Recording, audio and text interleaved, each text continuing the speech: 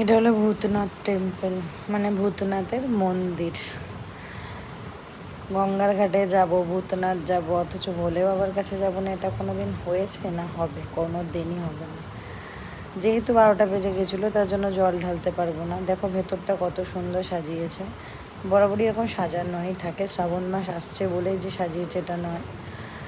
তা যেহেতু 12টা বেজে গেছে, জল ঢালা সম্ভব নয়, তা কী করা যাবে। সেখানে শুধুমাত্র কিন্তু যাব, অথচ জল দেবো না, আকন্দর মালা দেবো না, এটা তো কখনো হয় না। তাই আকন্দর মালা আর জলটা দিলাম। আর যেহেতু বাবার কাছে ওখানে বন্ধ সাজিয়ে গুছিয়ে নিয়েছে, তাই নন্দীকেই অ্যাটলিস্ট ঢেলে দিল। আর 12টার পরে মন্দিরের সামনে যাওয়া যায় না, যে কারণে মন্দির অবধিও পৌঁছাতে পারলাম না। তারপরে প্রণামীর বাক্সের মধ্যে কিছু পয়সা দিয়ে নমস্কার করে চলে আসলাম। পরে একদিন যাব, পুরোটা ভিডিও করে তোমাদের দেখাবো।